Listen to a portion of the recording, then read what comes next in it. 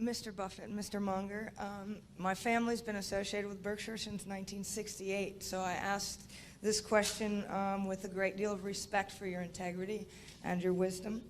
I work as an inner city school teacher where there is a rising and pervasive sense of hopelessness.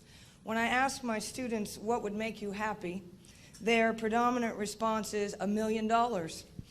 As some of the richest men in the world, I wonder what your response to them might be. And as a second part of this question, the philosophical underpinnings of capitalism have largely ignored a systemic perspective involving issues of ongoing depletion of limited global resources exploited to sustain a market economy, widening gaps between the very wealthy and the severely impoverished, and an international view of America as a country whose primary values are greed and imperialism.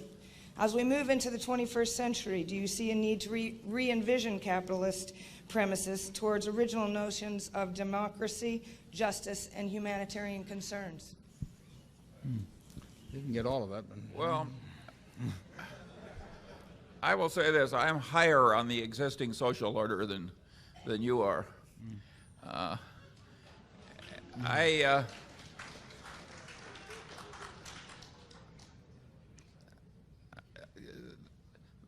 There's always plenty wrong with a social order, and certainly there are places where ours is a lot more broken than it used to be. I don't think Warren and I have any wonderful solution to all the problems of the world, but wishing for $1 million instead of some more tangible short step is the wrong frame of mind. That isn't the way we got our $1 million. Yeah. Well, I don't. Warren might give a different answer, by the way. He's No, I would agree with the wishing for a job. Makes a lot of sense to me, and figuring out how to get one and then going from there. But there is, and always has been. That doesn't mean it always should be, but there is a tremendous amount of inequality. What you don't want is an inequality of opportunity. There will be a lot of inequality in ability.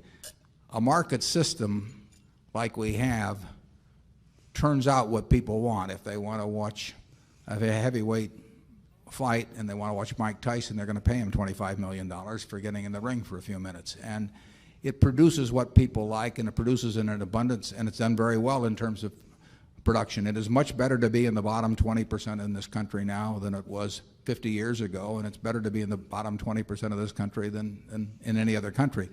But it still isn't very satisfactory.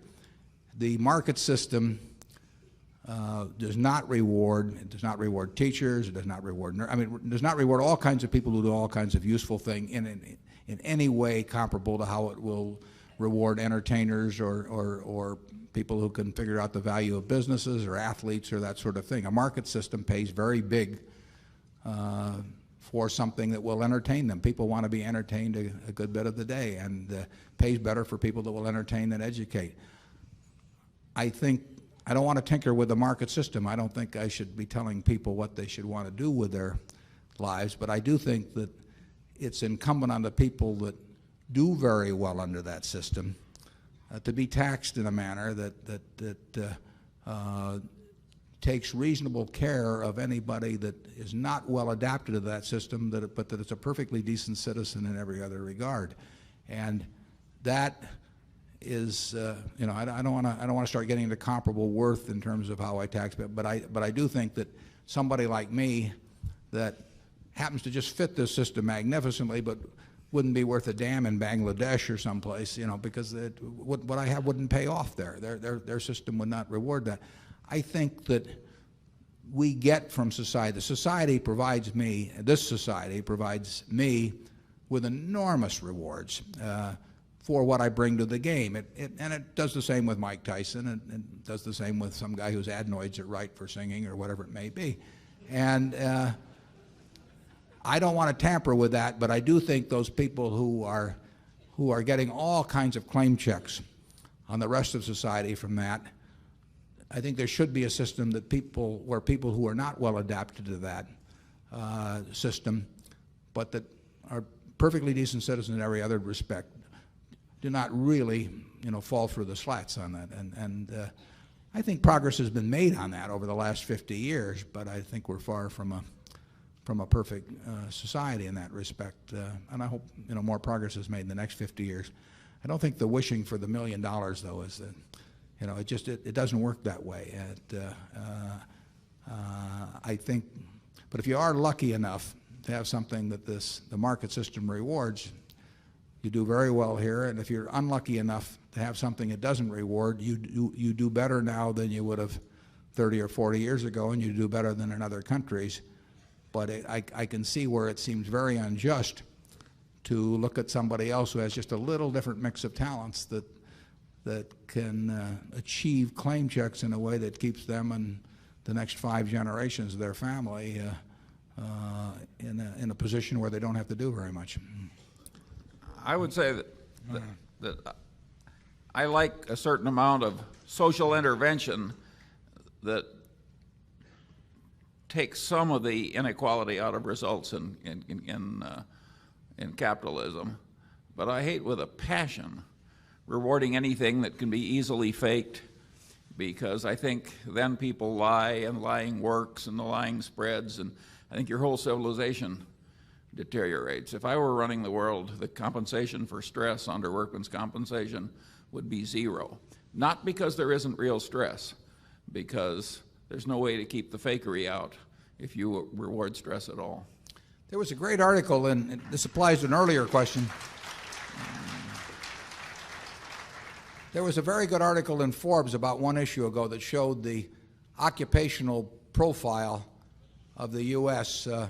At a couple of different intervals going back to 1900. And one problem you can see just by looking at that profile is that if you assume 20% of the bottom 20%, however you measure it in terms of employability, whether it's measured by IQ or interest in working or energy level or whatever you want to do, they fit very well most of the jobs that were available 100 years ago. In other words, you could do most of the jobs, of which there were many, with relatively unimpressive mental abilities. And as jobs have changed, the profile of people hasn't changed. So there are more people that end up on the short end. Now, the good part of that is the society produces so much more that it can take care of those people one way or another. Now, the trick is to take care of them and make them not only feel, but be productive and be part of the act. And we've got enough product to do that, but the country turns out way more output than 50 or 100 years ago. We're not perfect at